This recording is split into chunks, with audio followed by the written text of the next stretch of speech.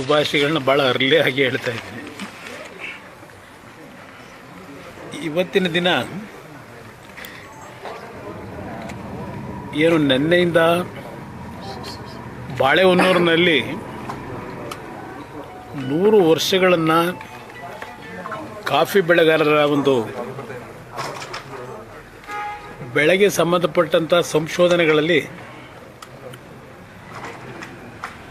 ಕೆಲವು ವಿಷಯಗಳಲ್ಲಿ ಯಶಸ್ಸು ಕಂಡಿರತಕ್ಕಂಥ ಹಿನ್ನೆಲೆಯಲ್ಲಿ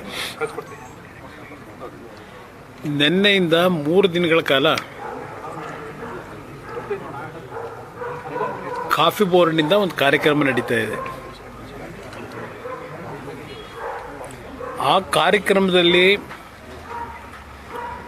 ನನ್ನನ್ನು ಭಾಗವಹಿಸಬೇಕು ಅಂತ ಹೇಳಿ ಕಾಫಿ ಬೋರ್ಡ್ನ ಅಧ್ಯಕ್ಷರು ಮತ್ತು ಅಧಿಕಾರಿಗಳು ದೆಹಲಿಗೆ ಬಂದು ಆಹ್ವಾನ ಏನು ನೀಡಿದರು. ಅದರ ಹಿನ್ನೆಲೆಯಲ್ಲಿ ಕೇವಲ ನಾನು ಒಂದೇ ಸ್ಟ್ರೆಚ್ಚಲ್ಲಿ ಬಾಳೆಹೊನ್ನೂರಿಗೆ ಹೋದರೆ 6-6:30 ಗಂಟೆ ಜರ್ನಿ ಆಗುತ್ತೆ. ಆ ದೃಷ್ಟಿಯಿಂದಲೇ ಇವತ್ತು ಮಾರ್ಗ ಮಧ್ಯದಲ್ಲಿ ನಮ್ಮ ಹಾಸನದ ಮಾಧ್ಯಮದ ಮಿತ್ರಗಳನ್ನು ಭೇಟಿ ಮಾಡಿದಾಗುತ್ತೆ. ನನ್ನ ಬಗ್ಗೆ ಜಿಲ್ಲೆಗೆ ಬಂದಂಥ ಸಂದರ್ಭದಲ್ಲಿ ನೀವು ತೋರಿಸ್ತಕ್ಕಂಥ ಅಭಿಮಾನ ನಾನು ಮೊದಲಿಂದ ನೋಡಿದ್ದೀನಿ.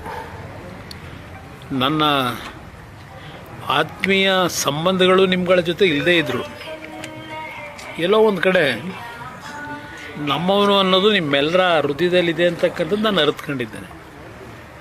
ಆ ಹಿನ್ನೆಲೆಯಲ್ಲೇ ನಾನು ಚಿಕ್ಕಮಗಳೂರಿಗೆ ಹೋಗ್ತಕ್ಕಂಥ ಸಂದರ್ಭದಲ್ಲಿ ತಮ್ಮನ್ನು ಭೇಟಿ ಮಾಡಬೇಕು ಅಂತ ಹೇಳಿ ಇವತ್ತು ನಿಮ್ಮ ಜೊತೆಲಿದ್ದೇನೆ. ಈಗಾಗಲೇ ನಾನು ಗಮನಿಸಿರ್ತಕ್ಕಂಥದ್ದು ಏನೋ ಗೊತ್ತಿಲ್ಲ, ಹಾಸನ ಜಿಲ್ಲೆಗೂ ಕಾಂಗ್ರೆಸ್ಸು ಲಗ್ಗೆ ಹಾಕೋದಕ್ಕೂ ಇತ್ತೀಚೆಗೆ ಭಾಳ ವೇಗದಲ್ಲಿದ್ದಾರೆ. ಏನೋ ಆ ಸ್ಟೇಜ್ಗಳ ಅಲಂಕಾರಗಳು, ಆ ಸ್ಟೇಜ್ಗಳಲ್ಲಿ ಹಲವಾರು ರೀತಿಯ ಬಾಣ ಬಿರುಸುಗಳ ಕಾರ್ಯಕ್ರಮಗಳು,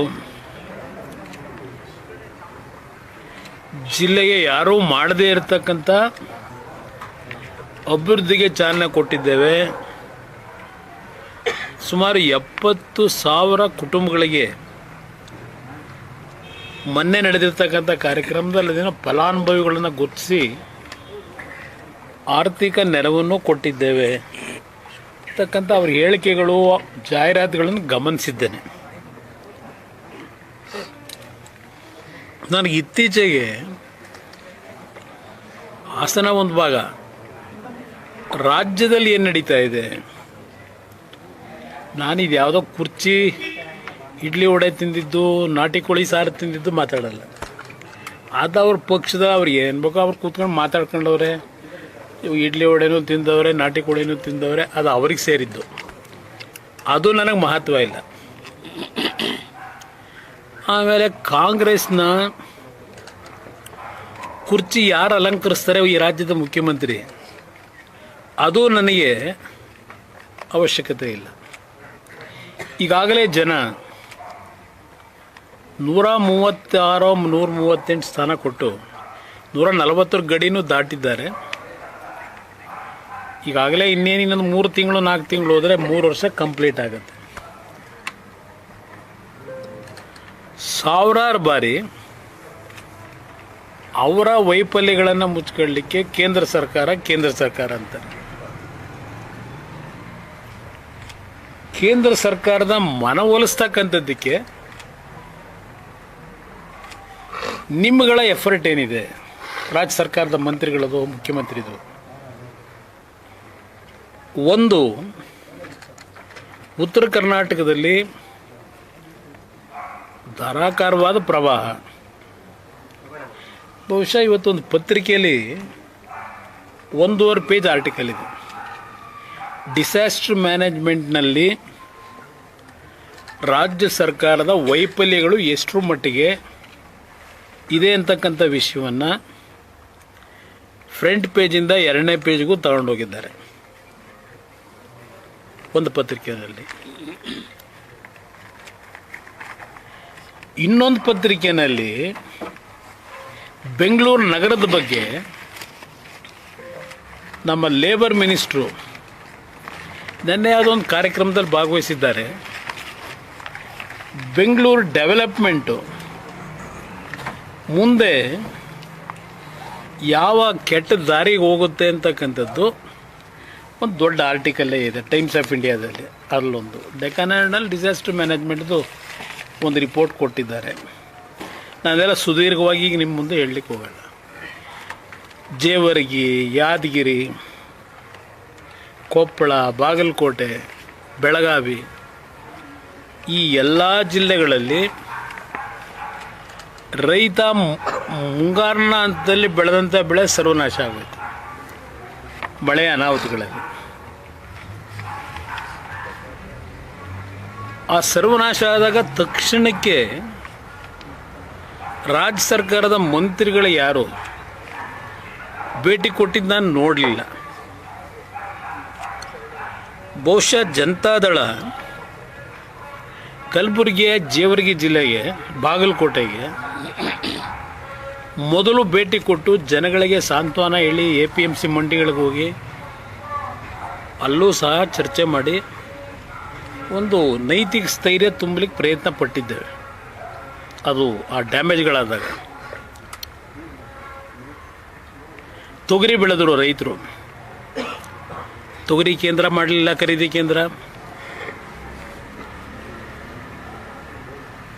ಕೇಂದ್ರ ಸರ್ಕಾರ MSP ದರ ನಿಗದಿ ಮಾಡಿ ಅವರು ಆದೇಶ ಮಾಡಬೇಕು ಕೊಂಡ್ಕೊಳ್ಳೋಕ್ಕೆ.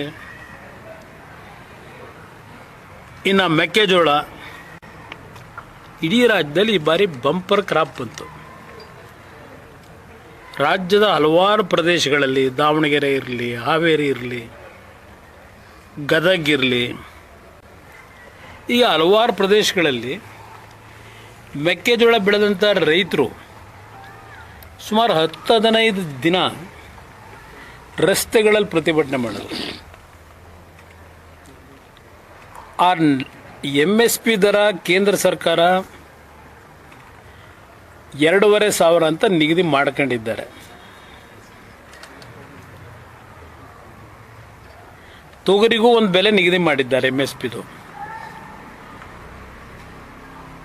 ಇವತ್ತು ಕೇಂದ್ರ ಮತ್ತು ರಾಜ್ಯ ಸರ್ಕಾರದ ನಡುವೆ ಇರ್ತಕ್ಕಂಥ ಇಂಥ ಸಂದರ್ಭದಲ್ಲಿ ಜವಾಬ್ದಾರಿ ರಾಜ್ಯ ಸರ್ಕಾರ MSP ದರ ಏನು ನಿಗದಿ ಮಾಡಿರ್ತಾರೆ ಆ ದರದಲ್ಲಿ ಕೊಂಡ್ಕೋಬೇಕು.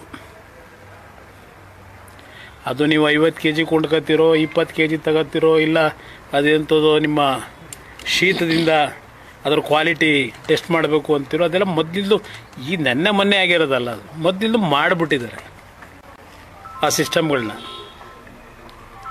ನಾನು ಕೆಲವು ಸತ್ಯಾಂಶಗಳನ್ನು ಹೇಳಲಿಕ್ಕಾಗಲ್ಲ ನನಗಾಗಿರತಕ್ಕಂಥ ಅನುಭವಗಳ ಮೇಲೆ. 2006-07 ಮುಖ್ಯಮಂತ್ರಿ ಇದ್ದೆ. ನಾನು ಇದೆಲ್ಲವನ್ನು ಎದುರಿಸಿದ್ದೇನೆ. 2018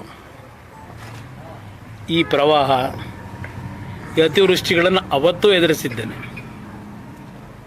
ಇಲ್ಲಿ ಜೇವರ್ಗಿದೆ ನೋಡಿ, ಇಲ್ಲಿ ಬರೀತಾರೆ 236 ಜನ ಸತ್ತಿದ್ದಾರೆ.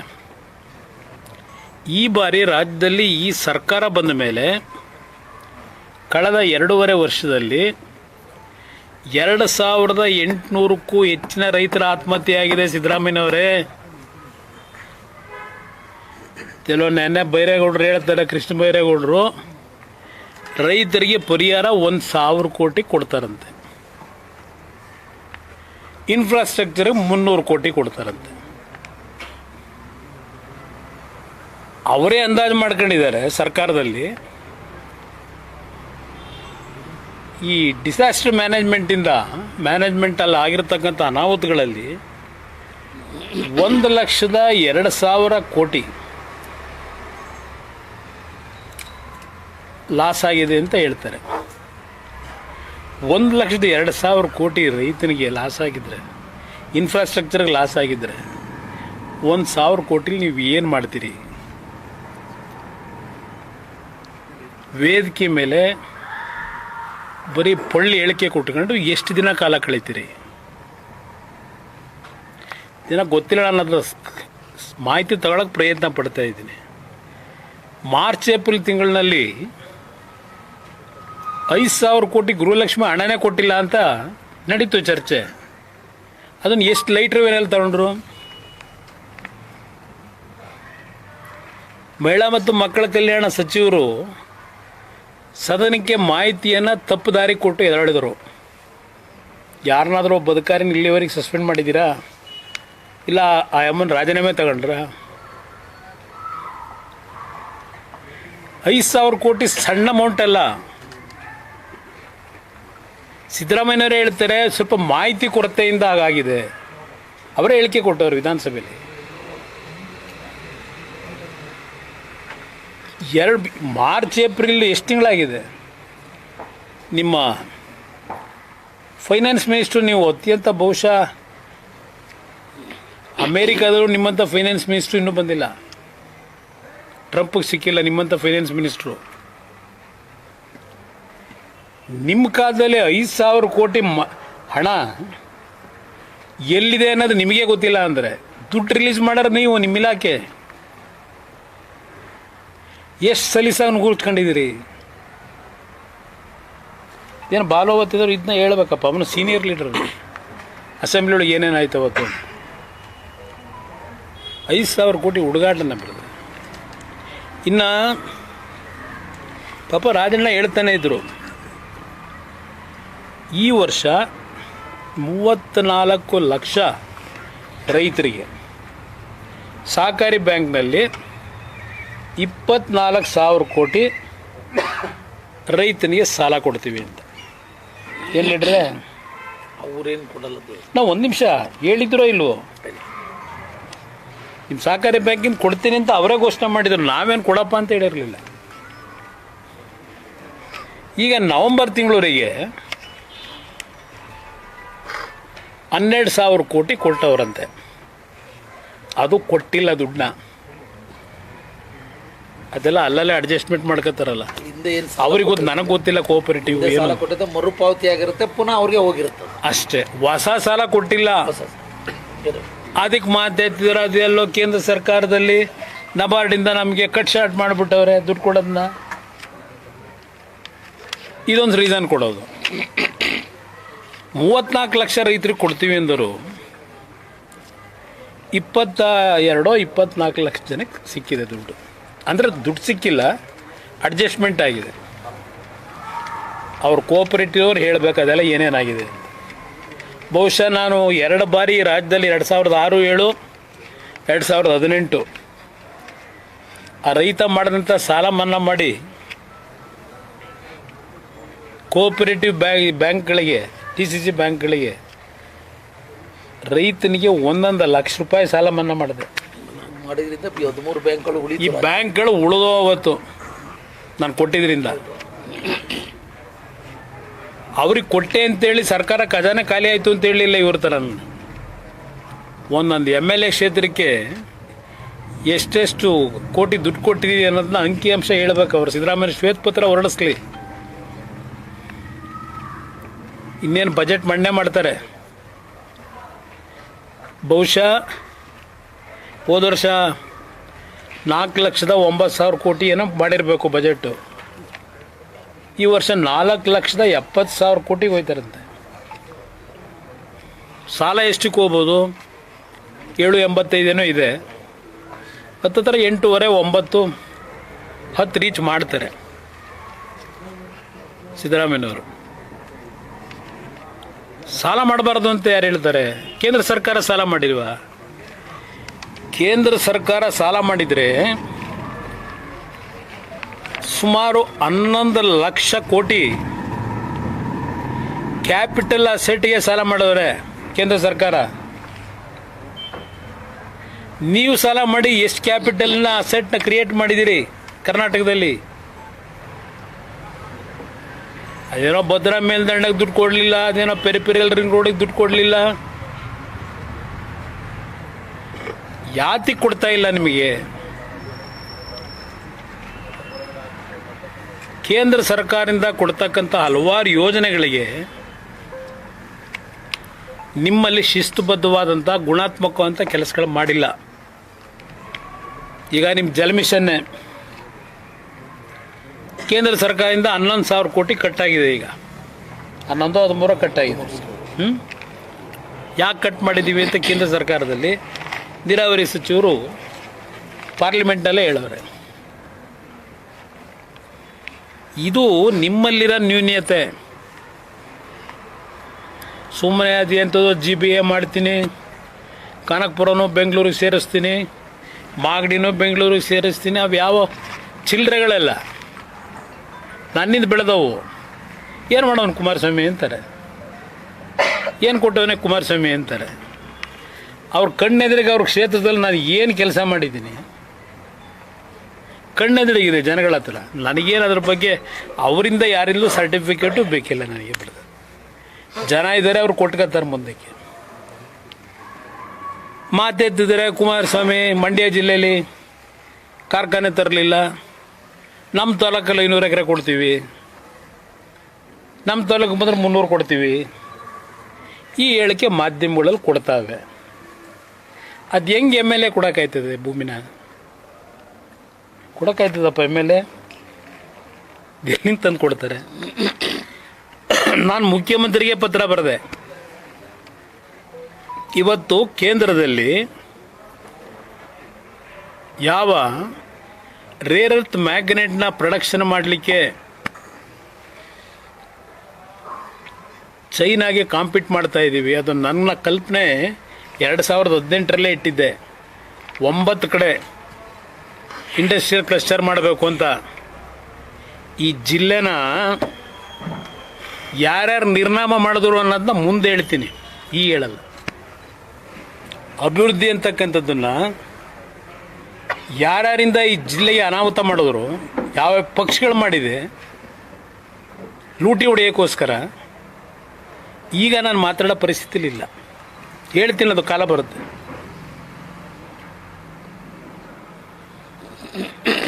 ಇಲ್ಲಿಗೆ ನಾನು ಸ್ಯಾನಿಟರಿ ಎಕ್ವಿಪ್ಮೆಂಟ್ಗಳು ಒಂದು ದೊಡ್ಡ ಇಂಡಸ್ಟ್ರಿಯಲ್ ಹಬ್ ಮಾಡಬೇಕು ಅಂತ ಹೇಳಿ ಆ 9 ಇಂಡಸ್ಟ್ರಿಯಲ್ ಹಬ್ಬಲ್ಲಿ ಹಾಸನಕ್ಕೊಂದು ಕೊಟ್ಟರೆ ನಾನು ಅಧಿಕಾರದಿಂದ ಕಿತ್ತಾಕಿ, ಇಲ್ಲಿ ಫೀಸಿಬಿಲಿಟಿ ಇಲ್ಲ ಅಂತ ಹೇಳಿ ಹಾಸನದಲ್ಲಿ ಅಲ್ಲೆಲ್ಲ ಬೇರೆ ಜಿಲ್ಲೆಗೆ ತಗೊಂಡೋಗ್ತಾರೆ. ತಗೊಂಡೋಗ್ಲಿ, ನಂದೇನು ಅಬ್ಜೆಕ್ಷನ್ ಇಲ್ಲ. ಈ ಜಿಲ್ಲೆ ಜನ ಏನು ಅನ್ಯಾಯ ಮಾಡೋರೆ? ಏನು ಅನ್ಯಾಯ ಮಾಡೋದು ಈ ಜಿಲ್ಲೆ ಜನ? ನಿಮಗೂ ಓಟ್ ಹಾಕಿಲ್ವಾ? ಇದು ನನಗೆ ನೋವು. ಇವತ್ತು ಏರ್ಪೋರ್ಟು ಬಹುಶಃ ರಾಜ್ಯದಲ್ಲಿ ಬೆಂಗಳೂರು ನಗರ ಹೊರತುಪಡಿಸಿ ಒಂದು ಜಿಲ್ಲಾ ಕೇಂದ್ರದಲ್ಲಿ ಏರ್ಪೋರ್ಟ್ ಆಗಬೇಕಾಗಿದ್ದು ಮೊದಲನೇದು ಹಾಸನದಲ್ಲಿ. ಏನೋ ದೇವೇಗೌಡರ ಒಂದು ದೊಡ್ಡ ವಿಷನ್ ಇಟ್ಟಿದ್ರು. ಆ ಸಂದರ್ಭದಲ್ಲಿ ಗುಲಾಮ್ ನಬಿ ಆಜಾದ್ ಬಹುಶಃ ಸಿವಿಲ್ ಏವಿಯೇಷನ್ ಮಿನಿಸ್ಟರ್ ಇದ್ದರು. ಅವ್ರಿಗೆ ಕನ್ವಿನ್ಸ್ ಮಾಡಿ ಬಹುಶಃ ಅವತ್ತು ಬೂನಹಳ್ಳಿ ಮತ್ತು ಹಲವಾರು ಹಳ್ಳಿಗಳು ರೈತರ ಜೊತೆ ಕೂತು ಪಂಚಾಯಿತಿ ಮಾಡಿ ದೇವೇಗೌಡರ ಮೇಲಿದ್ದಂಥ ಅಭಿಮಾನದಲ್ಲಿ ಆ ರೈತರು ಆ ಕಾಲದಲ್ಲಿ ಭೂಮಿ ಕೊಡಲಿಕ್ಕೂ ತಯಾರಾದರು. ಆ ಹಳ್ಳಿ ಜನ ದೊಡ್ಡವ್ರಿಗಿದ್ದಿದ್ದು ಪ್ಯಾಸೆಂಜರ್ದು ಏರ್ಕ್ರಾಫ್ಟ್ ಮಾಡಬೇಕು ಅಂತ ಅಲ್ಲ, ನನ್ನ ರೈತ ಬೆಳೀತಂಗಂಥ ಬೆಳೆ ಏನಿದೆ ಆ ಬೆಳೆಯ ಒಂದು ಸಮಸ್ಯೆಗಳನ್ನು ಏನು ಎದುರಿಸ್ತಾ ಇದ್ದಾರೆ, ಆ ಸಮಸ್ಯೆಗಳಿಗೆ ರೈತನಿಗೆ ತಿಳುವಳಿಕೆ ಮೂಡಿಸಿ ಅವನು ಬೆಳೀತಕ್ಕಂಥ ಬೆಳೆ ವಿದೇಶಗಳಿಗೆ ಏರ್ ಕಾರ್ಗೋದಲ್ಲಿ ಕಳಿಸ್ಬೇಕು ಅನ್ನೋದು ದೇವೇಗೌಡರ ಉದ್ದೇಶ. ನನ್ನ ರೈತರನ್ನ ಆರ್ಥಿಕವಾಗಿ ಮೇಲ್ ತರಬೇಕು ಅಂತ. ಏನು ಮಾಡ್ತೀರಿ ಅವರಿಗೆ? ನಂತರ ಅವರು 65 ವರ್ಷದ ರಾಜಕೀಯ ಜೀವನದಲ್ಲಿ ಅನುಭವಿಸಿದ ಅಧಿಕಾರ ಅಂತೇಳಿ 4 ವರ್ಷ 5 ವರ್ಷ ಅನುಭವಿಸೋರಷ್ಟೇ. ಅದನ್ನೂ ನಡೆಯೋಕೆ ನಡೆಸೋಕೆ ಬಿಡಲಿಲ್ಲ ಆ ದಿನಗಳಲ್ಲಿ. ಇದು ನಡೆದಿರತಕ್ಕಂಥದ್ದು. ಈಗ ಎಲ್ಲ ರೀತಿಯಲ್ಲಿ ರೆಕಮೆಂಡೇಷನ್ನು ಕೈಗಾರಿಕಾ ಇನ್ಫ್ರಾಸ್ಟ್ರಕ್ಚರ್ ಡೆವಲಪ್ಮೆಂಟ್ ಬೋರ್ಡಿಂದ KADBಗೆ ಸುಮಾರು 143 ಕೋಟಿ ಹಣ ಯಾವ್ಯಾವ ಬಾಬ್ತಿಗೆ ಬೇಕಿದೆ ತಕ್ಷಣ ರಿಲೀಸ್ ಆದರೆ ಸಂಪೂರ್ಣಗೊಳಿಸ್ಬೋದು ಅಂತೇಳಿ ಡೀಟೇಲ್ ಮಾಹಿತಿನೂ ಕೊಟ್ಟಿದ್ದಾರೆ. ನಾನು ಬೆಳಗ್ಗೆ ಜಾರ್ಜ್ ಅವ್ರಿಗೆ ಮಾತನಾಡಿದೆ. ಒಂದು ಇದರ ವೈರ್ ಹೋಗಿದೆಯಲ್ಲ ಎಕ್ಸ್ಟ್ರಾ ನಮ್ಮ ಹೈಟೆನ್ಷನ್ ವೈರು, ದಯವಿಟ್ಟು ಇಮ್ಮಿಡಿಯೇಟಾಗಿ ನೀವು ಹೇಳಿ ವಾರದಲ್ಲಿ ಕೆಲಸ ಶುರು ಮಾಡಿಸಿ ಅಂತ ಮನವಿ ಮಾಡಿದ್ದೀನಿ. ಈಗಾಗಲೇ 17 ಕೋಟಿ ದುಡ್ಡು ಕೊಟ್ಟವರೇನೋ ಇನ್ನೂ 24 ಕೋಟಿ ಏನೋ ಕೇಳ್ತಾ ಇದ್ದಾರೆ ಅಂತ ಒಂದು ರಿಪೋರ್ಟ್ ಬಂತು. ರೈತರದ್ದು ಕೆಲವು ಸಮಸ್ಯೆ ಇದೆ. ನಮ್ಮ ಮಾಧ್ಯಮದ ಸ್ನೇಹಿತರ ಮುಖಾಂತರ ಹೇಳ್ತೀನಿ, ದೇವೇಗೌಡರ ಮಗನಾಗಿ ದೇವೇಗೌಡರು ಇಲ್ಲೇನು ವಿಮಾನ ನಿಲ್ದಾಣ ಆಗಬೇಕು ಅಂತ ಹೇಳಿ ಅವತ್ತು ನಿಮ್ಮಿಂದ ಭೂಮಿ ಪಡೆಯತಕ್ಕಂಥಲ್ಲಿ ಮನವೊಲಿಸಿದ್ರು. ಯಾವುದೇ ಕುಟುಂಬಕ್ಕೆ ಅನ್ಯಾಯ ಆಗದೇ ಇರತಕ್ಕಂಥ, ಯಾಕೆಂದರೆ ಅಲ್ಲಿ ಹಲವಾರು ರೀತಿಯ ಅಕ್ರಮಗಳಾಗಿದೆ, ಗೊತ್ತಿದೆ ನನಗೆ ಏನೇನಾಗಿದೆ ಅಂತ ಹೇಳಿ. ರೈತರು ಭೂಮಿಗಳೇ ಇಲ್ಲ ಅಂತ ಹೇಳಿ ರೈತರು ಭೂಮಿನೇ ಇವತ್ತು ಕಣ್ಮರೆ ಮಾಡವ್ರೆ. ಇದೆಲ್ಲ ಇದೆ. ಸ್ಮಶಾನದ ಸಮಸ್ಯೆ ಇದೆ. ನೀವು ಯಾರೂ ಹೆದರಬೇಡಿ. ನಿಮ್ಮ ಆಶೀರ್ವಾದದಲ್ಲಿ ನಾನು ದೇವ್ರನ್ನ ನಂಬಿದ್ದೀನಿ. ಯಾಕೆಂದರೆ ನಮ್ಮ ಕುಟುಂಬ ದೇವ್ರನ್ನ ನಂಬೇ ಬಂದಿರೋದು. ನಾನು 2 ಬಾರಿ ಮುಖ್ಯಮಂತ್ರಿ ಆದಾಗಲೂ ದಿನ ದೇವಸ್ಥಾನಕ್ಕೆ ಕೂತ್ಕೊಂಡು ರುದ್ರಾಕ್ಷಿ ಮಾಲೆ ಹಾಕೊಂಡು ಪೂಜೆ ಮಾಡಿಲ್ಲ. ದೇವಸ್ಥಾನಕ್ಕೆ ಯಾರಾದ್ರು ಕರ್ಕೊಂಡು ಹೋದರೆ ನಾನು ಇನ್ನು 4 ಜನಕ್ಕೆ ಒಳ್ಳೇದು ಮಾಡಿಸಪ್ಪ ಅಂತ ಹೇಳಿದ್ದೀನಿ. 2 ಬಾರಿ ನಾನು ಮುಖ್ಯಮಂತ್ರಿ ಆಗಿದ್ದು ರಾಜ್ಯದ ಜನ ಮಾಡಿದ್ರೆ ಆ ಭಗವಂತ ನಿಚ್ಚಲ್ಲಿ ಆದೆ. ಹಾಸನ ಜಿಲ್ಲೆ ಒಂದಕ್ಕಲ್ಲ, ಈ ರಾಜ್ಯಕ್ಕೆ ನಾನು ಕೊಟ್ಟಂಥ ಕೊಡುಗೆ ಇದೆಯಲ್ಲ, ಇತಿಹಾಸ ಅದು. ಇವತ್ತು ಹೇಳಿದ್ದಾರೆ ಕೆಲವರು ಅದು ಕೃಷ್ಣದೇವರಾಯನ ಕಾಲ ಅಂತ. ನನ್ನ ಮುಂದೆ ಹೇಳಿದ್ದಾರೆ ಭಾಳ ಜನ. ಇವತ್ತು ಕೇಂದ್ರದಲ್ಲಿ ನರೇಂದ್ರ ಮೋದಿಯವರು ನನಗೆ ಕೊಟ್ಟಂಥ ಜವಾಬ್ದಾರಿ, ಆ ಇಲಾಖೆಗಳು ಏನು ಪರಿಸ್ಥಿತಿ ಇತ್ತು ಅನ್ನೋದು ಗೊತ್ತು ನನಗೆ. HMT, VSL ಕ್ಲೋಸ್ ಆಗಿದೆ. ಇವತ್ತು RINL ಪ್ರಾರಂಭ ಮಾಡಿದೆ ಆಂಧ್ರದಲ್ಲಿ, ಸಂಪೂರ್ಣ ಬಂದಾಗಿತ್ತು. ಮ್ಯಾಕ್ಸಿಮಮ್ ಪ್ರೊಡಕ್ಷನ್ ಇವತ್ತು ಅಲ್ಲಿ 21,000 metric ton per day production ಆಗ್ತಾಯಿದೆ. ಇಂಟರ್ನಲ್ಲಿ ಅದನ್ನು ಮಾರಿಸ್ಬೇಕು ಅಂತ ಹಲವಾರು ಸಬಟೇಜ್ಗಳು ನಡೀತಾ ಇದೆ. ಅದೆಲ್ಲ ಓವರ್ಲುಕ್ ಮಾಡಿ RINLಗೆ ಲೈಫ್ ಕೊಟ್ಟು ಆ ಜನ ಇವತ್ತು ನೆನ್ಕೋತಾರಲ್ಲಿ. ಅದೇ ಕೆಲಸ ಇವತ್ತು ಹಲವಾರು ಸಮಸ್ಯೆಗಳಿದ್ದರು. ವಿಶ್ವೇಶ್ವರಯ್ಯ ಸ್ಟೀಲ್ ಪ್ಲ್ಯಾಂಟು, HMT ನನ್ನದೇ ಆದಂಥ ರೀತಿಯಲ್ಲಿ ಕೆಲವು ಅದನ್ನು ಜೀವ ಕೊಡಲಿಕ್ಕೆ ಏನೇನು ಮಾಡಬೇಕು ಮಾಡ್ತಾಯಿದ್ದೀನಿ. ಇದು ನಿಮ್ಮ ಗಮನಕ್ಕೆ ತರ್ತೀನಿ.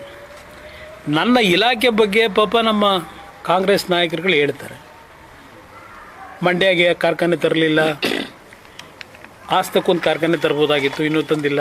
ಯಾವುದೋ NTPC ಹೇಳಿದ್ರು, ನ್ಯಾಷನಲ್ ಟೆಕ್ಸ್ಟೈಲ್ ಕಾರ್ಪೊರೇಷನ್ ಏನೋ ಹೇಳಿದ್ರು. ಇವತ್ತು ಬೆಳಗ್ಗೆ ಬರ್ಬೇಕಾದ್ರೆ ಹೇಳ್ತಿದ್ರು, ನೋಡಂತೆ.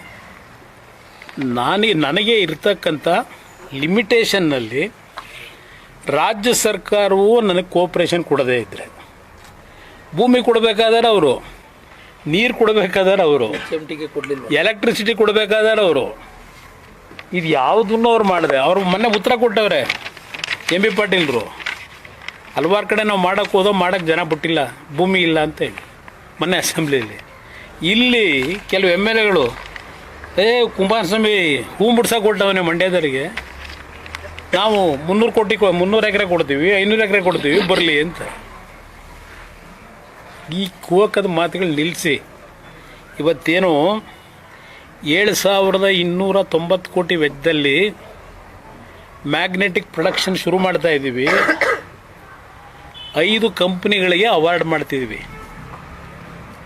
ಆ 5 ಕಂಪ್ನಿಯಲ್ಲಿ 2 ಕಂಪ್ನಿನಾದರೂ ಕನ್ವಿನ್ಸ್ ಮಾಡಿ ದಯವಿಟ್ಟು ಕರ್ನಾಟಕ ಸರ್ಕಾರ ಏನಾದರೂ ಮಾಡ್ಕೊಳ್ಳಿ, ನಾನು ನಿಮಗೆ ಬೆಂಬಲವಾಗಿರ್ತೇನೆ, ಇಲ್ಲಿ ಬನ್ನಿ ಯೂನಿಟ್ ಹಾಕಿ ಅಂತ ಹೇಳಿ ಪ್ರಾಮಾಣಿಕವಾಗಿ ಪ್ರಯತ್ನ ಮಾಡಬೇಕು ಅಂತ ತೀರ್ಮಾನ ಮಾಡಿದ್ದೀನಿ. ಇದು ನಾಡಿನ ಜನತೆಗೆ ನಾನು ತಿಳಿಸ್ಲಿಕ್ಕೆ ಬಯಸ್ತೇನೆ. ಸರ್ ಈಗ ಸಮಿತಿ ಮೀಟಿಂಗ್ ಹಾ? ಖಾಸಗಿ ಹೋಟ್ಲಲ್ಲಿ ಸಮನ್ವಯ ಸಮಿತಿ ಮೀಟಿಂಗ್ ಮಾಡೋಲ್ಲ ಸರ್. ಹ್ಞೂ ನೀವೇನೇನು ಹೇಳ್ಬೇಕು ಅಂತ ಹೇಳಿ ರೀಚ್ ಆಗ್ಯಾರ ಸರ್ ವಿರೋಧ ಪಕ್ಷಗಳು? ವಿಧಾನಸಭೆ ಕಲಾಪದಲ್ಲಿ ಸ್ವಲ್ಪ ಕೆಲವರು ನಾನ್ ಸ್ಪೀಡ್ ಆಗಬೇಕು ನಾನು ವಿಷಯ ತೆಗಿಬೇಕು ಅಂತೇಳಿ ಸ್ವಲ್ಪ ಜನರಲ್ಲಿ ಕೆಲವು ಇಂಡಿವಿಜುವಲಿ ಮಾಡ್ಕೊಂಡವ್ರೆ. ಬಟ್ ಸಮನ್ವಯತೆಯಿಂದ ಹೋಗಿ ಅಂತ ಹೇಳಿದ್ವಿ. ಒಟ್ಟಾರೆ ಹೋಗಿದ್ದಾರೆ. ಕೆಲವು ಸಣ್ಣ ಪುಟ್ಟ ಸನ್ನಿವೇಶಗಳಲ್ಲಿ ಸ್ವಲ್ಪ ವ್ಯತ್ಯಾಸಗಳು ಮಾಡ್ಕೊಂಡವ್ರು, ನಾನು ಇಲ್ಲ ಅಂತ ಹೇಳಲ್ಲ. ಟಾರ್ಗೆಟ್ ರೀಚ್ ಆಯ್ತಾ ಅಂತ ನೀವೇನು ಸಲಹೆ ಸೂಚನೆ ಕೊಟ್ಟು ಅದು ರೀಚ್ ನಿಮಗೆ ತೃಪ್ತಿ ಇದೆ? ಅದು ನೀವು ಹೇಳಬೇಕು, ಮಾಧ್ಯಮ ಸ್ನೇಹಿತರು. ನಿಮ್ಮ ಅಭಿಪ್ರಾಯ ಹೇಳ್ತಾ ನಾವೇ ಮಾಧ್ಯಮ ಸ್ನೇಹಿತರು ಹೇಳಬೇಕು. ನೀವ್ ಹೇಳ್ಬೇಕು ಸರ್. ನಮಗೆ ಸಮಾಧಾನ ಇಲ್ಲ, ನಿಮಗೆ ಸಮಾಧಾನ ಆಯ್ತಾ ಅಂತ. ಇದು ಅದು ನೀವೇ ಹೇಳ್ತಾ ಇದ್ದೀರಲ್ಲ. ಸರಿಗೆ ಹೇಳ್ತಾ ಇದ್ರೆ ಸರ್, ಈಗ ರಾಜ್ಯದಲ್ಲಿ ಕೃಷಿ ಕ್ಷೇತ್ರ ಅವನತಿಗೆ ಕುಂಠಿತ ಆಗೋದಕ್ಕೆ ನೇರವಾಗಿ ಕೇಂದ್ರ ಸರ್ಕಾರನೇ ಕಾರಣ ಅಂತ ನಿನ್ನೆ ಇನ್ನು ಬೆಳಗಾವಿ ಯಾವ ರೀತಿ ಕಾರಣ? ಅದೇನೆ ಈಗ ಕೃಷಿ ಬೆಲೆಗಳದ್ದು ಫಿಕ್ಸೇಷನ್ ಇರ್ಬೋದು, ನೀವು ಹೇಳಿದ್ರಲ್ಲ ಇವಾಗ ಎಲ್ಲವೂ ಕೂಡ ಫುಲ್ ಕಂಪ್ಲೀಟ್ ನಿರ್ಲಕ್ಷ್ಯ ಆಗೋದಕ್ಕೆ ಅದೇ ಕಾರಣ ಅಂತ. MSP ದರ ಆಯಾ ವರ್ಷದಲ್ಲಿ ನರೇಂದ್ರ ಮೋದಿಯವರ ಸರ್ಕಾರದಲ್ಲಿ ಕ್ಯಾಬಿನೆಟ್ನಲ್ಲಿ ದರ ನಿಗದಿ ಮಾಡಿ ತೀರ್ಮಾನಗಳು ಮಾಡಿದ್ದಾರೆ. ಈಗ ಈ ಉದಾಹರಣೆಗೆ ಇವತ್ತು ನಾನು ಪತ್ರಿಕೆಯಲ್ಲಿ ನೋಡ್ತಿದ್ದೆ, 2700 2800 ಭತ್ತದ ಪ್ರೈಸು MSP ನಿಗದಿ ಮಾಡವ್ರೆ. ಇವತ್ತಲ್ಲಿ ಖರೀದಿ ಕೇಂದ್ರಕ್ಕೆ ತಗೊಂಡೋಗಾರೇ ಇಲ್ಲ. ಹೊರಗಡೆ ಮಾರ್ಕೆಟಲ್ಲಿ 3000ಕ್ಕೆ ಹೋಯ್ತಾ ಇದೆ. ನಾನು ಯಾಕಿದ್ದು ಹೇಳ್ತಾ ಇದ್ದೀನಿ ಅಂದರೆ, ನಾನು 2006-07 ಮುಖ್ಯಮಂತ್ರಿ ಇದ್ದಾಗ ರಾಯಚೂರಿನಲ್ಲಿ ಅದು ಭಾಳ ಉತ್ಕೃಷ್ಟವಾದಂಥ ಭತ್ತ ಬೆಳೀತಾರೆ. ಭತ್ತದ ರೇಟ್ನ ಈ ಮಧ್ಯವರ್ತಿಗಳು ಡೌನ್ ಮಾಡಿದ್ರು. ನಾನು ಅಲ್ಲೇ ತಕ್ಷಣ ಹೇಳಿದೆ ಅಧಿಕಾರಿಗಳಿಗೆ, ನಾಳೆ ಖರೀದಿ ಕೇಂದ್ರ ಓಪನ್ ಮಾಡಿ ಅಂತ. 2006 ಹೇಳ್ತಾ ಇದ್ದೀನಿ. ಅವರು ಖರೀದಿ ಕೇಂದ್ರ ಓಪನ್ ಮಾಡಿದ ತಕ್ಷಣ ಆ ಭತ್ತದ ಬೆಲೆನೇ ರೈಸ್ ಆಗೋಯ್ತು. ನನಗಾದ ಅನುಭವ ನಿಮ್ಮ ಗಮನಕ್ಕೆ ತರೋದು. ಈ ಸರ್ಕಾರಕ್ಕೆ ಹೇಳ್ತೀನಿ, ಮೊನ್ನೆ ಇಲ್ಲಿ ಹಾಸನದಲ್ಲಿ ಏನಾಯಿತು ಮೆಕ್ಕೆಜೋಳದ ಕತೆ? ಏನೋ 34 ಲಕ್ಷ ಮೆಟ್ರಿಕ್ ಟನ್ನು ಏನೋ ಖರೀದಿ ಮಾಡಬೇಕು ಮಾಡಿ ರೈತರ ಅರ್ಧ ಮಾರ್ಕೆಂಡೇ ಇದ್ರಲ್ಲ. ಒಂದು ನಿಮಿಷ ಇರೋಣ. ಅದು ನಿಮ್ಮ ಮಿಡ್ಲ್ ಮ್ಯಾನ್ಗಳಿದ್ರಲ್ಲ, ನಾನು ಜಾತಿ ಹೆಸರಲ್ಲಿ ಹೇಳಲ್ಲ, ಆ ಮಿಡ್ಲ್ ಮ್ಯಾನ್ಗಳು ಕಳೆದ ವರ್ಷ ಖರೀದಿ ಮಾಡಿ ಇಟ್ಟಿದ್ದೆಲ್ಲ ಶೇಖರಣೆ ಮಾಡಿ ಆಲ್ಮೋಸ್ಟ್ ಆಲ್ 24 ಲಕ್ಷ ಮೆಟ್ರಿಕ್ ಟನ್ನ KMFನಲ್ಲಿ ಖರೀದಿ ಮಾಡ್ಕೋತಾರೆ. ಯಾಕೆಂದರೆ ಅದರಲ್ಲಿ ದುಡ್ಡು ಸಿಗ್ತಲ್ಲ ಇವರಿಗೆ, ಟೆಂಡರ್ ಕರೆದು. ನಾನು 2006-07 ಬರ್ತೇನೆ, ಈ ರೇವಣ್ಣಿಂಗೆ ಹೇಳಿದೆ, ಅವ್ನು ಬಂದ ನನ್ನ ಹತ್ರ, ರೈತರನ್ನ ಉಳಿಸ್ಬೇಕು ಅಂದರೆ ನಮ್ಮ KMFಗೆ ಮೆಕ್ಕೆಜೋಳ ಖರೀದಿ ಮಾಡೋದಕ್ಕೆ ನೇರವಾಗಿ ಸರ್ಕಾರ ತೀರ್ಮಾನ ಕೊಡಿ, ನಮಗೆ ಸ್ವಲ್ಪ ಅಡ್ವಾನ್ಸ್ ದುಡ್ಡು ಕೊಡಿ ಅಂತ ಮಾಡಿಕೊಟ್ಟೆ. ಅವನು KMFನ ಅಧ್ಯಕ್ಷನೂ ಇದ್ದ. ಅವನ ತಲೆ ಒಳಗೆ ನಾನೇನೋ ಪರ್ಮನೆಂಟಾಗಿ KMF ಅಧ್ಯಕ್ಷನೇ ಇರ್ತೀನಿ ಅಂತ ಅವನು ತಿಳ್ಕೊಂಡಿದ್ದ. ನನ್ನ ಅಭಿಪ್ರಾಯದಲ್ಲಿ ಇದೆಯಲ್ಲ ಈಗ ಫೀಡ್ ಫ್ಯಾಕ್ಟ್ರಿ, ಆ ಜಾಗ ಕೊಟ್ಟನು ನಾನು ಮುಖ್ಯಮಂತ್ರಿಯಾಗಿ, ಕಟ್ಟೋದಕ್ಕೆ ದುಡ್ಡು ಕೊಟ್ಟನು ನಾನು. ಇವನು ಪುಣ್ಯಾತ್ಮ ಆಮೇಲೆ KMFಗೆ ಅದನ್ನೆಲ್ಲ ಆಸ್ತಿ ಟ್ರಾನ್ಸ್ಫರ್ ಮಾಡಿದ. ಈಗ ಅದರ ಪೆಟ್ಟು ರೈತರಿಗೆ ಬಿದ್ದಿದೆ. ಇದು ನಡೀತಿರೋದು. ಏನು ಬಂದು ಅಣ್ಣ ತಮ್ಮ ಹಾಸನ ಜಿಲ್ಲೆ ಬಂಗಾರ ತಂದಾಕ್ತಾಯಿದ್ದೀವಿ ಅಂತ ಹೇಳ್ತಾರಲ್ಲ, ಇದೇ ಬಂಗಾರ ತಂದಾಕಿರೋದು ಅವರು. ಇದು ನಡೀತಿದೆ. ಇದು ಕೇಂದ್ರ ಸರ್ಕಾರ ಈ ಯೋಜನೆಗಳನ್ನ ಮೊದಲಿಂದ ಇರೋದು. ಈಗ NREG ತೆಗೆದು ಅಲ್ಲ ಸರ್ ಬ್ರದರ್, ಒಂದು ನಿಮಿಷ. ನೋಟ್ ಮೇಲಿರೋ ಬೇಕಾದ್ರೆ ಗಾಂಧಿ ಚಿತ್ರನ ತೆಗೆದು ಬಿಡ್ಲಿ ಅಂತ ಮೊನ್ನೆ KPCC ಅಧ್ಯಕ್ಷರು DCM ಹೇಳ್ತಾರೆ ಸರ್. ಅವರು ಒಂದು ರೀತಿಯಲ್ಲಿ ಕೇಂದ್ರ ಸರ್ಕಾರಕ್ಕೆ ಅದೇನು ಹೇಳ್ತಾರೆ ಅದಕ್ಕೆ ಆ ಪದಬಳಕೆ ಮಾಡಿ ಅವ್ರನ್ನ ದಾರಿ ತಪ್ಪಿಸೋಕೋ ಮತ್ತೊಂದಕ್ಕೋ ಮಾಡ್ತಿರ್ಬೋದು. ನಾನು ಒಂದು ನಾಡಿನ ಜನತೆಗೆ ಮನವಿ ಮಾಡೋದು, ನನಗೆ ಎಲ್ಲ ರೀತಿಯ ಅನುಭವಗಳಾಗಿದೆ, ಯಾರ ಬಗ್ಗೆ ಟೀಕೆ ಮಾಡಲ್ಲ. ನನಗೆ 5ನೇ ಬಾರಿ ಭಗವಂತ ಈ ಲೈಫ್ ಕೊಟ್ಟಿರೋದು. ಒಂದು ಕೊನೆ ಅವಕಾಶ ಈ ರಾಜ್ಯದಲ್ಲಿ. ನಾನು ಏನು ತಪ್ಪು ಮಾಡಿದ್ದೀನಿ ಮಾಡಿಲ್ವೋ ಅನ್ನೋದನ್ನು ಯೋಚನೆ ಮಾಡಿ ರಾಜ್ಯ ಜನ ಒಂದು ಅವಕಾಶ ಕೊಡಲಿ. ನಿಮ್ಮ ಮಾಧ್ಯಮ ಸ್ನೇಹಿತರ ಮುಖಾಂತರ ಹೇಳ್ತೀನಿ, ನನಗೆ ಯಾವ ಕೇಂದ್ರ ಸರ್ಕಾರ ಯಾವ ಸರ್ಕಾರಗಳ ಆರ್ಥಿಕ ನೆರವು ಬೇಕಿಲ್ಲ. ಕರ್ನಾಟಕ ರಾಜ್ಯದ ಜನ ಈ ಸರ್ಕಾರನ ಖಜಾನೆ ಖಾಲಿ ಮಾಡಲ್ಲ, ನಾವುಗಳು ಖಾಲಿ ಮಾಡ್ತಾಯಿದ್ವಿ ಸ್ವೇಚ್ಛಾಚಾರವಾಗಿ. ನೀವು ಏನು ಕೆಲಸ ಬೇಕಾದ್ರೂ ಮಾಡ್ಬೋದು, ಅದರ ಅನುಭವ ನನಗಿದೆ. 2 ಬಾರಿ ಚಿಕ್ಕ ಅವಧಿನ ಮಂತ್ರಿಯಾಗಿ ಮುಖ್ಯಮಂತ್ರಿಯಾಗಿ ನಾನು ಕಳೆದ ಬಾರಿ ಹೇಳಿದೆ ಜನಕ್ಕೆ 5 ಕಾರ್ಯಕ್ರಮ, ಅವರು 5 ಕಾರ್ಯಕ್ರಮ ಘೋಷಣೆ ಮಾಡಿದ್ರು 2,000 ರೂಪಾಯಿ ಅಂತ. ನಾನು ನಿಮ್ಮ ಕುಟುಂಬಗಳನ್ನ ಆರ್ಥಿಕವಾಗಿ ಮೇಲೆ ತತ್ತೀನಿರಪ್ಪ, ಭಿಕ್ಷೆ ಬೇಡಬೇಡಿ, ಕೊಡೋ ಮಟ್ಟಿಗೆ ತಂದು ಕೊಡ್ತೀನಿರಪ್ಪ, ಒಂದು ಓಟ್ ಹಾಕಿ ಅಂದೆ. ಜನ ಅರ್ಥ ಮಾಡ್ಕೊಳ್ಳಿಲ್ಲ. ನನ್ನ ರೈತರಿಗೆ ಈಗಲೂ ಹೇಳ್ತೀನಿ, ಉತ್ತರ ಕರ್ನಾಟಕದ ರೈತರಿಗೂ ಜಾತಿ ಬಿಡಿ. ಪಾಪ ಇವತ್ತಿನ ಬರಗೂರು ರಾಮಚಂದ್ರಪ್ಪನವ್ರು ಹೇಳೋರು ಜಾತಿ ಬಿಡಬೇಕಂತೆ. ಜಾತಿ ಬಿಟ್ಟು ಹೊರಗೆ ಬಂದಿಲ್ಲ ಇವ್ರು ಯಾರೂ. ಜಾತಿ ಬಿಡಬೇಕು ಅಂತಾರಲ್ಲ, ಎಲ್ಲೋ ಭಾಷಣ ಮಾಡ್ತಾರೆ, ಎಲ್ಲ ನೋಡಿದ್ದೀನಿ ನಾನು. ನನ್ನ ರೈತನಿಗೆ ಪಂಚಾಯಿತಿ ಮಟ್ಟದಲ್ಲಿ ನಿಮ್ಮ ನರೇಗಾದ ಹೇಳಿದ್ರಿ, ನರೇಗಾ ಕಾರ್ಯಕ್ರಮಕ್ಕೆ ಇಲ್ಲಿವರೆಗೆ ಆ ಕಾರ್ಯಕ್ರಮ ಜಾರಿಗೆ ಬಂದ ಮೇಲೆ ಎಷ್ಟು ಲಕ್ಷ ಕೋಟಿ ಖರ್ಚು ಮಾಡಿದಿರಿ? ನರೇಗಾದಲ್ಲಿ ಎಷ್ಟು ಲಕ್ಷ ಕೋಟಿ? ರೈತನ ನಾವು 2,000 ಕೊಡ್ತೀವಿ, ರೈತನ ಗೊಬ್ಬರ ತಗೊಳ್ಳೋಕ್ಕೆ 3 ಕಂತಲ್ಲೋ ಏನೋ ಕೊಡ್ತೀವಿ, 2,000 4 ತಿಂಗಳು ಒಂದು ಬಾರಿ. ಎಷ್ಟು ಅದರಿಂದ ಉಪಯೋಗ ಇದೆ? ಅದು ಎಷ್ಟು ಲಕ್ಷ ಕೋಟಿ ದುಡ್ಡು ಕೊಟ್ಟಿದ್ದೀವಿ ಅದರಲ್ಲಿ? ಅದೇ ದುಡ್ಡುಗಳಲ್ಲಿ ಪ್ರತಿ ಗ್ರಾಮ ಪಂಚಾಯತಿ ಮಟ್ಟದಲ್ಲಿ ಗೋಡನ್ಗಳು, ಕೋಲ್ಡ್ ಸ್ಟೋರೇಜು, ರೈತನಿಗೆ ಅವನ ಏರಿಯಾದಲ್ಲಿ ಅವತ್ತಿನ ವರ್ಷದಲ್ಲಿ ಏನು ಮಳೆ ಬೀಳ್ಬೋದು ಪ್ರಮಾಣ, ನೀನು ಯಾವ ಕ್ರಾಪ್ ಹಾಕಿದ್ರೆ ನೀನು ಉಳಿತೀಯ, ನೀನು ಬೆಳೆದಿದ್ದಕ್ಕೆ ಸರ್ಕಾರ ನಾನು ಗ್ಯಾರಂಟಿ ಕೊಡ್ತೀನಿ, ಸಾಲ ಮಾಡಬೇಡ, 75% ನೀನು ಬೆಳೆದು ತಗೊಂಬಂದ್ರೆ ಗೋಡನ್ಗೆ ಅಲ್ಲಿ ಪಂಚಾಯತಿ ಹೆಡ್ ಕ್ವಾರ್ಟರ್ಸ್ಗೆ 75% ದುಡ್ಡು ಅಡ್ವಾನ್ಸ್ ಕೊಡ್ತೀನಿ ಸರ್ಕಾರದಿಂದ. ನೀನು ಅದನ್ನು ಯಾವಾಗ ಬೆಲೆ ರೈಸ್ ಆಗುತ್ತೆ ಮಾರಾಟ ಮಾಡಿ ದುಡ್ಡು ಕಟ್ಟು, ಬಡ್ಡಿ ಹಾಕಲ್ಲ ನಿನಗೆ. ನನ್ನ ಸ್ಕೀಮ್ಗಳೇ ಬೇರೆ. ಇದಕ್ಕೆ ನರೇಗಾ ಆಯ್ತಪ್ಪ, ಮಹಾತ್ಮ ಗಾಂಧಿ ಹೆಸರಿಟ್ಟಿದ್ರು ಅವರು, ಏನೋ ಚರ್ಚೆ ನಡೀತಿದೆ. ಆ ಮಹಾತ್ಮ ಗಾಂಧಿ ಹೆಸರಿನಲ್ಲೂ ಯಾವ್ಯಾವ ಥರ ಲೂಟಿ ಮಾಡಿದ್ದೀರಿ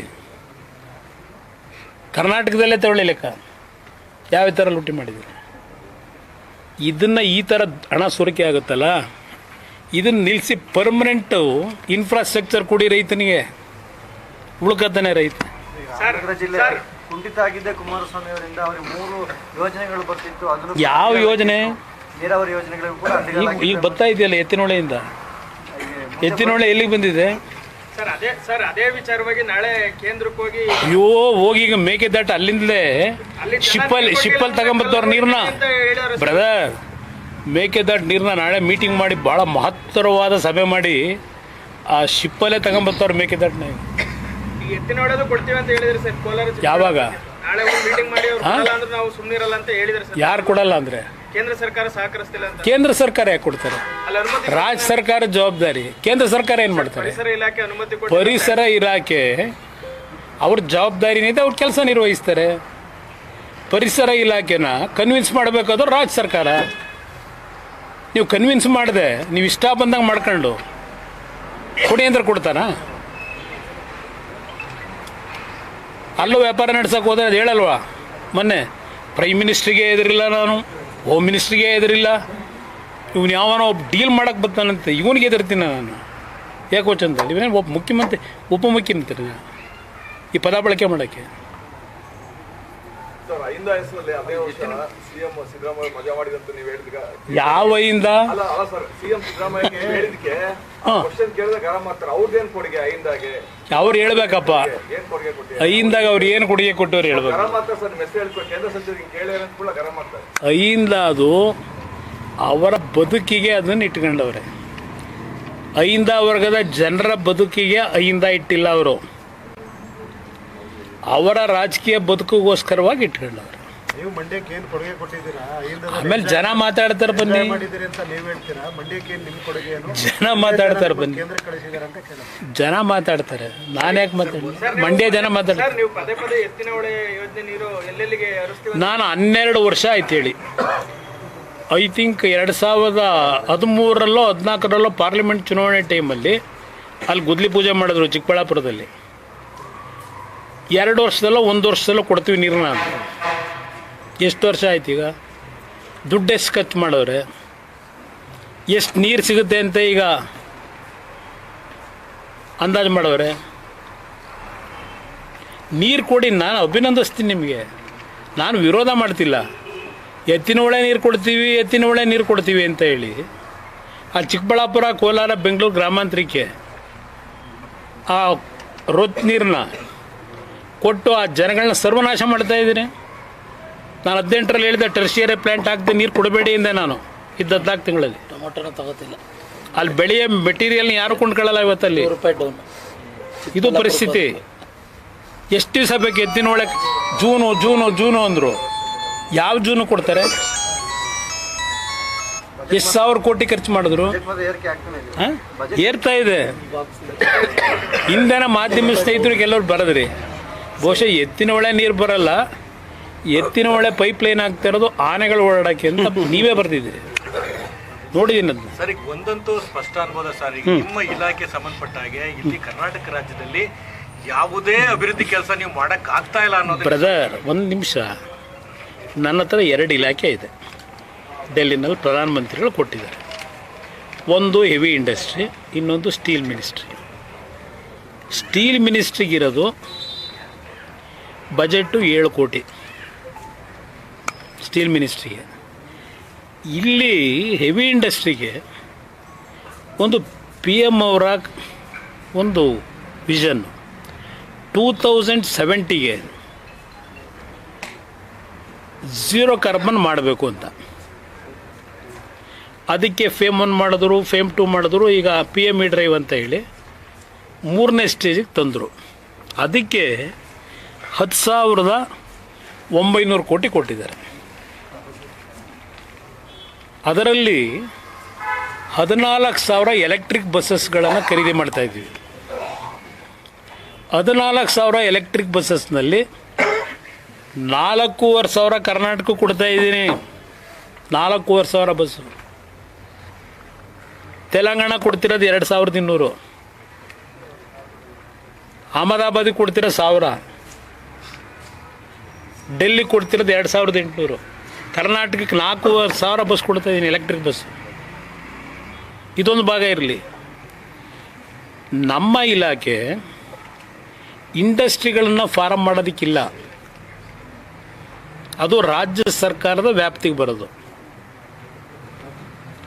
ನಮ್ಮ ಇಲಾಖೆ ಇರೋದು ಪಾಲಿಸಿಗಳನ್ನು ಮಾಡೋದು. ಹಲವಾರು ಇಂಟರ್ನ್ಯಾಷನಲ್ ಕಂಟ್ರಿಗಳಲ್ಲಿ ನಮ್ಮ ಆಟೋಮೊಬೈಲ್ ಇಂಡಸ್ಟ್ರಿ, ಆಟೋಮೊಬೈಲ್ನ ಕಾಂಪೊನೆಂಟ್ಗಳು ತಯಾರು ಮಾಡೋದು, ಅಂಥವ್ರಿಗೆ PLI ಸ್ಕೀಮ್ನಲ್ಲಿ ನಾವು ದುಡ್ಡು ಕೊಡ್ತೀವಿ. ಅದು ನಮ್ಮ ಇಲಾಖೆ ಜವಾಬ್ದಾರಿ. ನಾವು ಕರೆದ್ಬಿಟ್ಟು ಇಂಥ ಕಡೆ ಕಾರ್ಖಾನೆ ಹಾಕು ಅಂತ ಹೇಳೋಕ್ಕಾಗಲ್ಲ. ಆಗಲೇ ಅವೆಲ್ಲ ಕಾರ್ಖಾನೆಗಳು ಸೆಟಪ್ ಆಗೋಗ್ಬಿಟ್ಟವೆ ನಾನು ಮಂತ್ರಿ ಆಗೋದಕ್ಕಿಂತ ಮುಂಚೆ. ಅದು ಅರ್ಥ ಮಾಡ್ಕೊಳ್ಳಿದ್ರೆ ನಾನೇನು ಮಾಡಲಿ? ಇದು ಇರೋ ವಾಸ್ತವಾಂಶ. ಇಲ್ಲಿ ಈಗ ನನ್ನ ಒಂದು ಎಫರ್ಟು, ಪ್ರಧಾನಮಂತ್ರಿಗಳೊಂದು ಆಶೀರ್ವಾದದಲ್ಲಿ ಈ ರೇರ್ ಅರ್ತ್ ಮ್ಯಾಗ್ನೆಟ್ ಇದೆಯಲ್ಲ, ಇದಕ್ಕೆ ಈಗ 7,290 ಕೋಟಿಲಿ PLI ಸ್ಕೀಮ್ಗೆ ಪ್ರಧಾನಮಂತ್ರಿಗಳು ಕ್ಯಾಬಿನೆಟಲ್ಲಿ ತೀರ್ಮಾನ ಕೊಟ್ಟರು. ನಿನಗೆ ಜವಾಬ್ದಾರಿ ಕೊಡ್ತೀನಿ, ಯು ಟೇಕ್ ಕೇರ್ ಅಂತ ಹೇಳಿ 5 ಕಂಪ್ನಿಗಳನ್ನು ಸೆಲೆಕ್ಟ್ ಮಾಡ್ತೀವಿ. L1, L2, L3, L4, L5. ಆ 5 ಕಂಪ್ನಿಗಳಲ್ಲಿ ಏನಾದರೂ ಕನ್ವಿನ್ಸ್ ಮಾಡಿ ರಾಜ್ಯಕ್ಕೊಂದು 2 ಕಾರ್ಖಾನೆ ತರಬೇಕು ಅಂತ ಇದ್ದೀನಿ. ಒಂದು ಭಾಗ VISL ಮುಚ್ಚೋಗಿದೆ. ನಾನು ಕೇಂದ್ರ ಸರ್ಕಾರದಿಂದ ಪ್ರಧಾನಮಂತ್ರಿಗಳಿಗೆ, ಸರ್ ದುಡ್ಡು ಕೊಡಬೇಡಿ ನನಗೆ, ಅದನ್ನು ಓಪನ್ ಮಾಡೋಕ್ಕೆ ಪರ್ಮಿಷನ್ ಕೊಡಿ ಅಂತ ಕೇಳಿದ್ದೀನಿ. ಸುಮಾರು 5,000 ಕೋಟಿನ ಅದಕ್ಕೆ ಯಾವ ರೀತಿ ಹೊಂದಿಸ್ಬೇಕು ಅನ್ನೋದು ಸ್ಟೀಲ್ ಮಿನಿಸ್ಟ್ರಿಲಿ ವರ್ಕೌಟ್ ಮಾಡಿದ್ದೀವಿ. ಇನ್ನೊಂದು ಸೇಲಂನಲ್ಲೂ ಇದೇ ಥರನೇ ಒಂದು ಪ್ಲ್ಯಾಂಟ್ ಇದೆ, ಅದಕ್ಕೂ ಒಂದು ಲೈಫ್ ಕೊಡ್ತಾಯಿದ್ವಿ. HMTನಲ್ಲಿ ಬಹುಶಃ ಹಲವಾರು ರೀತಿಯ ಕೆಲವು ಯೋಜನೆಗಳಿಗೆ ಈಗಾಗಲೇ ಒಂದು ಕಮಿಟಿ ಮಾಡಿ ಸಾರಸ್ವತ್ ಅಂತ ಹೇಳಿ ನೀತಿ ಆಯೋಗದ ಮೆಂಬರು ಅವರ ಅಧ್ಯಕ್ಷತೆಯಲ್ಲೇ ಒಂದು ಕಮಿಟಿ ಮಾಡಿ ಅವರೊಂದು ರೆಕಮೆಂಡೇಷನ್ ಮಾಡೋರಿಗೆ HMTನಲ್ಲಿ ಏನು ಮಾಡ್ಬೋದು ಅಂತ. HMT ಅಂದರೆ ಬೆಂಗಳೂರು ಒಂದೇ ಹಾಕ್ಬಿಡಿ, ಕೇರಳದಲ್ಲಿ ಕಾಲಮಸೂರಿ ಅಂತ ಇದೆ, ಅಲ್ಲೊಂದು ಕಾರ್ಖಾನೆ ಇದೆ. ಹರಿಯಾಣದಲ್ಲಿ ಪಿಂಜೋರ ಅಂತ ಒಂದಿದೆ ವಿಲೇಜು, ಅಲ್ಲೊಂದು ಕಾರ್ಖಾನೆ ಇದೆ. ಹೈದರಾಬಾದಲ್ಲಿ 1300 ಎಕರೆ, ಅಲ್ಲೂ HMT ಕಾರ್ಖಾನೆ ಇದೆ. ಇವೆಲ್ಲದಕ್ಕೂ ಏನು ಮಾಡಬೇಕು ಅಂತ ಒಂದು ರೋಡ್ ಮ್ಯಾಪ್ ತಯಾರಾಗ್ತಿದೆ. ರಾತ್ರಿ ಮಾಡೋಕ್ಕಾಯ್ತದ? ಇದು ಇರೋದು ಬರುತ್ತೆ. ಈ ಒಂದು hypothetical question ಅನ್ಕೋಬಹುದು. ಸರ್, ಈಗ ನಾವು ಮಾತಾಡುವಾಗ ಹೇಳಿದ್ರಿ 5 ಅವಕಾಶವನ್ನ ದೇವ್ರು ಕೊಟ್ಟಿದ್ದಾನೆ ಅಂತ. ಮತ್ತೊಮ್ಮೆ ನೀವು CM ಆಗಬೇಕು ಅನ್ನೋ ಬಯಕೆ ಅದರಲ್ಲಿ ಒಂದು. ನನಗೆ ಯಾವುದೂ ಬಯಕೆ ಇಲ್ಲ ಬ್ರದರ್. ನನ್ನ ಮನಸ್ಸಿನಲ್ಲಿ ಬಯಕೆ ಇರೋದು ಬದುಕಿರೋವರೆಗೆ ನನ್ನ ಮೇಲೆ ವಿಶ್ವಾಸ ಇಟ್ಟು ಬರ್ತಕ್ಕಂಥ ಬಡವ ಅವನಲ್ಲ, ಅವನಿಗೆ ಏನಾದರೂ ಒಂದು ಮಾನಸಿಕವಾಗಿ ಶಕ್ತಿ ತುಂಬಕ್ಕೆ ಸಾಧ್ಯವ ಅದು ಮಾಡಬೇಕು ಅನ್ನೋದು. ನಾಳೆ ಬೆಳಗ್ಗೆ ಇಲ್ಲಪ್ಪ ಮತ್ತು ನಾನು ಮುಖ್ಯಮಂತ್ರಿ ಆಗಬೇಕು, ನಾಳೆ ಮತ್ತೆ ಎಲ್ಲೆಲ್ಲೋ ಇನ್ನೇನೋ ಆಗಬೇಕು, ಯಾವುದೂ ನನಗೆ ನೋಡಾಗಿದೆ. ಎಲ್ಲ ನಾನು ದೇವರೇ ಕೊಟ್ಟವನೇ. ಇವತ್ತು ಸಮಾಜ ಹೆಂಗೆ ನಡೀತಿದೆ ಅನ್ನೋದು ನೋಡಿದ್ದೀನಿ. ನಾನು ಮೊನ್ನೆ ಕುವೆಂಪು ಕಾರ್ಯಕ್ರಮದಲ್ಲಿ ಡೆಲ್ಲಿಲಿ ಹೇಳಿದೆ, ಒಂದು 8-10 ಜನ ಸ್ವಾಮಿಗಳಿದ್ದರು. ನನ್ನ ಪರಿಸ್ಥಿತಿ ಯಾವ ಥರ ಇದ್ದೀನಿ ಅಂದರೆ, ಯಾರ ಕೈಗೂ ಸಿಗದೆ ಯಾವುದಾದ್ರೂ ಒಂದು ಅರಣ್ಯದಲ್ಲಿ ಹೋಗ್ಬಿಟ್ಟು ಗುಪ್ತವಾಗಿರಬೇಕು ಅನ್ನೋ ಮಟ್ಟಕ್ಕೆ ಬಂದುಬಿಟ್ಟಿದ್ದೀನಿ ಈಗ ಅಂತ ಸ್ವಾಮಿಗಳಿಗೇನೆ. ಸಮಾಜ ನೀವು ಭಗವದ್ಗೀತೆ ನಾನು ಯಾಕೆ ಹೇಳಿದೆ ಬರ್ದ? ಇವತ್ತು ಸಮಾಜ ಎಲ್ಲಿಗೆ ತರ್ತಾ ಇದ್ದೀವಿ? ಎಲ್ಲ ಕೊಟ್ಟ ಭಗವಂತ. ವರ್ಲ್ಡಿಗೆ ಚಾಲೆಂಜ್ ಮಾಡ್ತೀವಿ ಈ ದೇಶ. ಅದು ಮೊಘಲರು ಲೂಟಿ ಮಾಡಿದ್ರು, ಈಸ್ಟ್ ಇಂಡಿಯಾ ಕಂಪ್ನಿ ಲೂಟಿ ಮಾಡ್ಕೊಂಡು ಹೋದರು, ಆದರೂ ಈ ದೇಶ ಬದುಕಿದೆ. ಈಗ ಯಾರು ಲೂಟಿ ಮಾಡ್ತಾವ್ರೆ? ಈಗಲೂ ಇದೆ ಸಂಪತ್ತು. ಇದೆಲ್ಲ ನೋಡಿದಾಗ ಬೇಕಾ ನಮಗಿದು? ನಾವು ಹಳ್ಳೀಲಿ ಮೊದಲು ನಮ್ಮ ಮಕ್ಕಳು ಗೊತ್ತಾಗಲ್ಲ ಬರ್ತದೆ. ನಾವು ಬೆಳಗ್ಗೆ ಎದ್ದು ಮನೆಯಿಂದ ಹೊರಗಡೆ ಕೈ ಕಾಲು ಮುಖ ತೊಳ್ಕೊಂಡು ಇದ್ಲಲ್ಲಿ ಹಲ್ಲುಜ್ಬಿಟ್ಟು, ಆಗ ನಮ್ಮ ಹಳ್ಳಿ ಹೆಣ್ಮಕ್ಳು ಒಲೆ ಮುಂದೆ ರಾಗಿ ರೊಟ್ಟಿ ಮಾಡೋರು. ಆಮೇಲೆ ಇದರಲ್ಲಿ ಇದು ಹಂಚು ಕಾಯಿಸ್ತಾರಲ್ಲ, ಕಾಯ್ತಾ ಕೂತ್ಗಳು ಬಿಸಿ ಬಿಸಿಯಾಗಿ ತಿನ್ನಬೇಕು. ಆ ದಿನ ಹೆಂಗಿತ್ತು ಅಂತ ಈಗಲೂ ನೆನ್ಕತ್ತೆ. ಇವತ್ತು ಎಲ್ಲ ಕೊಟ್ಟವನು ಭಗವಂತ. ಇದು ತಗೊಂಡೇನು ಮಾಡೋದು? ನಿದ್ದೆ ಮಾಡಲ್ಲ ಯಾವನೂ. ಈಗ ನಿಮ್ಮ ಲೀಡ್ರ್ ಯಾರು ಮುಖ್ಯಮಂತ್ರಿ ಆಗಬೇಕು ಅಂತ ನಿದ್ದೆ ಮಾಡ್ತಾನೆ? ನಿದ್ದೆ ಬರುತ್ತಾ? ಸರ್, ಇದೊಂದು ಪ್ರಶ್ನೆ hypothetical ಅನ್ಕೋಬಹುದು. ಹೇಳಿ ಬ್ರದರ್. ಈಗ ನೀವು NDA ಪಾರ್ಟ್ನರ್ ಇದ್ದೀರಿ ಸರ್. ಈಗ ಕೇಂದ್ರದಲ್ಲಿ ಆ ರೆಬೆಲ್ ಅವರೆಲ್ಲ ಕೂಡ ನಿಮ್ಮನ್ನು ಬಂದು ನಿಮ್ಮ ಮನೆಯಲ್ಲಿ ಭೇಟಿ ಮಾಡಿದ್ರು. ಇಲ್ಲಿ ಒಂದು ವಿಂಗು ಭಾಳ ರೆಬೆಲ್ ಆಗಿ ಅವ್ರು ಯಾವುದೇ ಕಾರಣಕ್ಕೂ ಮುಂದುವರಿಬಾರ್ದು ಅಂತ ಹೇಳಿ ಇದೆ. ನೀವು NDA ಪಾರ್ಟ್ನರ್ ಆಗಿ ಅವ್ರಿಗೆ ಏನಾದರೂ ಸಲಹೆ ಕೊಟ್ಟಿದ್ರೆ ಅಥವಾ ನಿಮ್ಮ ಇಂಟೆನ್ಷನ್? ನಾನು ಬ್ರದರ್, ಅವ್ರು ಬಂದರು, ಕಾಫಿ ಕುಡಿಸ್ದೆ, ಒಳ್ಳೇದಾಗಲ್ರಪ್ಪ ಅಂತ ಕಳಿಸ್ದೆ. ಈಗ MP ಗಳು ಸೇರ್ತೀವಿ, ಬಸವರಾಜ ಬೊಮ್ಮಾಯಿ ಅವರು, ನಾನು, ಅಲ್ಲಿಂದ PC ಮೋಹನ್, ಸೀನಿಯರ್ ಲೀಡರ್ಗಳು ಸೇರ್ತೀವಿ. ಕೆಲವು ಚರ್ಚೆ ಮಾಡ್ಕೋತೀವಿ ಏನೇನು ಯಾವ ಥರ ಹೋಗಬೇಕು ಅಂತ. ಒಂದೊಂದು ಥರ ಒಬ್ಬೊಬ್ರದ್ದು ಒಂದೊಂದು ಮೈಂಡ್ ಇದೆ. ಅಲ್ಟಿಮೇಟ್ಲಿ ತೀರ್ಮಾನ ಮಾಡೋರು ಡೆಲ್ಲಿಲಿ. ನೋಡೋಣ ಎಲ್ಲೆಲ್ಲಿಗೆ ಹೋಗುತ್ತೆ. ಅದಕ್ಕೆ ಯಾಕಂದ್ರೆ ನೀವು ನಾನೇನು ಯಾವುದು ಬ್ರದರ್ ನಿಮ್ಗೆ ಹೇಳಬೇಕು ಅನ್ನೋದ್ರೆ, ನನ್ನಲ್ಲಿ ಯಾವುದೇ ರೀತಿಯಲ್ಲಿ ಸಣ್ಣತನ ಇಲ್ಲ. ಮುಕ್ತವಾದಂಥ ತೀರ್ಮಾನಗಳು ಮಾಡಬೇಕು ಅಂತಲೇ BJP ಜೊತೆ ಸಂಬಂಧ ಬೆಳೆಸಿದ್ದೀನಿ. ಕಾಂಗ್ರೆಸ್ನೂ ನೋಡಾಗಿದೆ. ದೇವೇಗೌಡರು ಬಹುಶಃ ಕಾಂಗ್ರೆಸ್ ನೋಡಿ ಅವ್ರ ಜೀವನ ಎಲ್ಲ ಹಾಳು ಮಾಡ್ಕೊಂಡ್ರು. ದೇವೇಗೌಡರ ಜೀವನ ರಾಜಕೀಯವಾಗಿ ಹಾಳಾಗಬೇಕಾದ್ರೆ ಪ್ರಮುಖ ಕಾರಣ ಇದೇ Congress. Okay, thank you brother.